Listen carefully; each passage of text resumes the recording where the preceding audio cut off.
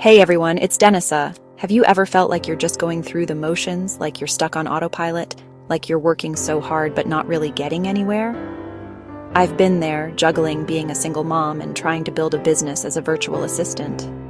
It felt like I was constantly putting out fires and never making real progress. That's when I stumbled upon Stephen Covey's The 7 Habits of Highly Effective People. This book, my friend, was a total game changer. It wasn't just another self-help book full of empty promises. It gave me a practical framework for taking control of my life, for achieving my goals, and for finding more peace and balance even in the midst of chaos. So over the next few videos, we're going to dive deep into each of these habits, and I'm going to share my own personal journey with each one. Because let's be real, we all need a little inspiration and a roadmap to navigate this crazy thing called life. Let's dive into habit 1. Be proactive. This is the cornerstone of Covey's 7 Habits, and it's all about taking responsibility for your life. It's about recognizing that while we can't always control what happens to us, life throws curveballs, that's a given.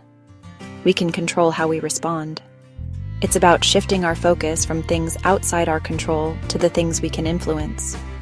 This isn't about ignoring problems or pretending everything is fine. It's about a powerful shift in perspective. It's about recognizing our own agency, our ability to choose our responses, our attitudes, and our actions. It's about moving from being a victim of circumstances to being an active participant in shaping our own lives. Let me share a personal experience that illustrates this habit. There was a period when I faced a significant financial challenge. Unpaid bills were piling up, and there were unexpected delays in my salary. It was a terrifying time. My initial reaction was fear and panic. I felt completely overwhelmed, like a victim of circumstance, like there was nothing I could do. I wanted to complain, to blame others, to simply give up. But then, I remembered the principle of proactivity. I realized that while I couldn't control the external factors, the late payments, the unexpected expenses, I could control my response. Instead of succumbing to panic, I started looking for solutions. I actively searched for freelance work to supplement my income, meticulously reviewed my budget to identify areas where I could cut back, and communicated openly and honestly with my creditors. I took ownership of the situation, focusing my energy on what I could control, rather than dwelling on what I couldn't. This proactive approach didn't magically erase the problem overnight, but it did something far more important. It empowered me. It shifted my perspective from one of helplessness to one of agency. It helped me feel more in control, more capable, and more resilient. It reminded me that even in the face of adversity, I have the power to choose my response, to take action, and to shape my own destiny. The lesson here? Don't wait for life to happen to you. Don't passively accept challenges. Actively seek solutions. Focus your energy on what you can control.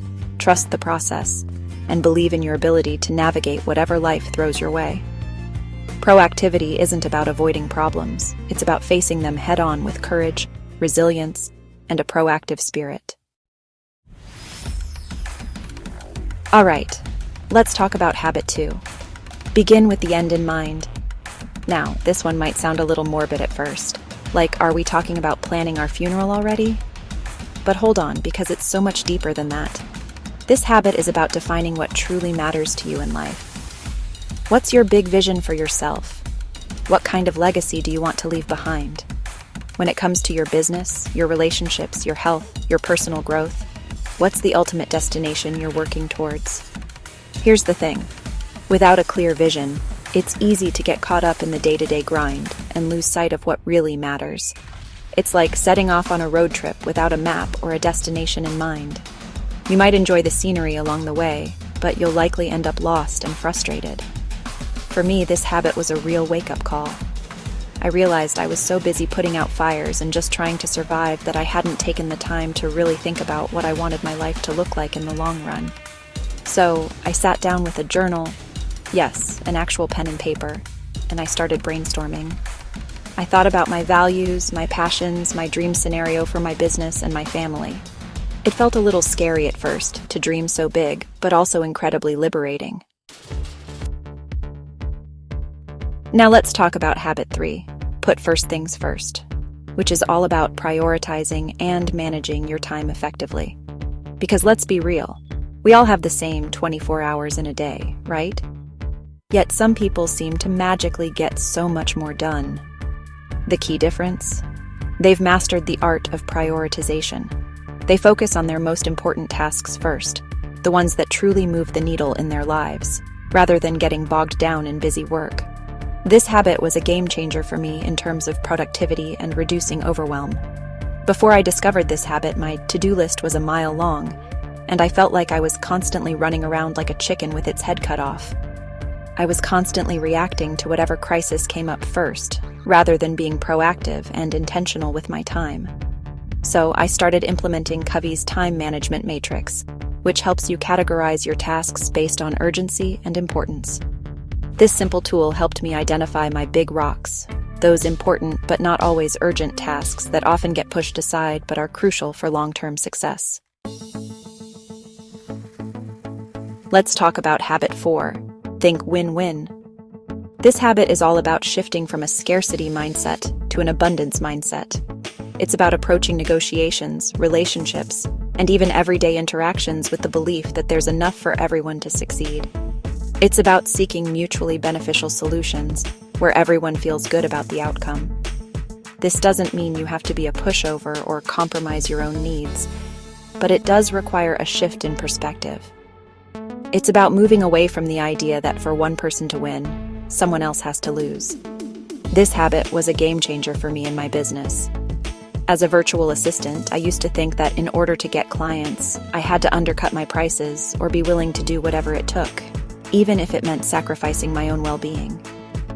But when I started embracing the win-win philosophy, I realized that I could attract clients who valued my skills and were willing to pay me what I was worth. It was about finding that sweet spot where both parties felt respected, appreciated, and valued. Chapter 5. Habit 5. Seek first to understand, then to be understood. The power of really listening. Let's dive into Habit 5. Seek first to understand, then to be understood. This habit is all about becoming a better listener, about truly understanding another person's perspective before trying to make yourself heard. It's about putting aside your own agenda for a moment and genuinely trying to see the world through someone else's eyes. This habit was a game changer for my relationships, both personally and professionally. I used to be so quick to jump in with my own opinions and solutions that I wasn't truly listening to what the other person was saying. I was so focused on being understood that I wasn't taking the time to understand. But when I started practicing empathic listening, when I made a conscious effort to really hear and validate the other person's feelings, it transformed my relationships. Conversations became more meaningful, conflicts were resolved more easily, and I felt a deeper sense of connection with the people around me. Chapter 6. Habit 6. Synergize. The magic of collaboration.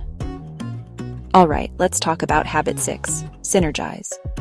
This habit is all about the power of collaboration, about recognizing that when we come together and work towards a common goal, we can achieve extraordinary things. It's about embracing differences, valuing diverse perspectives, and creating a culture where everyone feels safe to contribute their unique talents and ideas. This habit was a game changer for me in my business, especially as I started building my team. I realized that I didn't have to do everything myself, that by bringing together people with different skill sets and perspectives, we could create something truly special. It was about letting go of the need for control and trusting that by working together, we could achieve more than we ever could alone. Chapter 7. Habit 7. Sharpen the saw. Investing in myself, my greatest asset. Let's talk about Habit 7. Sharpen the saw.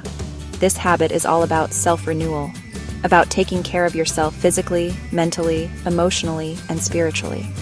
It's about making time for the activities that fill your cup, that nourish your soul, and that help you show up as the best version of yourself. This habit was a game changer for me in terms of my overall well-being and sustainability. I used to think that self-care was selfish, that I didn't have time for it with everything else going on. But when I started prioritizing my own well-being, When I made time for exercise, healthy eating, meditation, and creative pursuits, I realized that it wasn't selfish at all. It was essential. So there you have it, my friends. A glimpse into how Stephen Covey's 7 Habits of Highly Effective People transformed my life. Remember, these habits aren't about being perfect. They're about progress, not perfection. Start with one habit that resonates with you the most and focus on implementing it consistently. Then gradually incorporate the other habits into your life. It's a journey, not a race. And every step you take towards living these principles will bring you closer to the life you truly desire.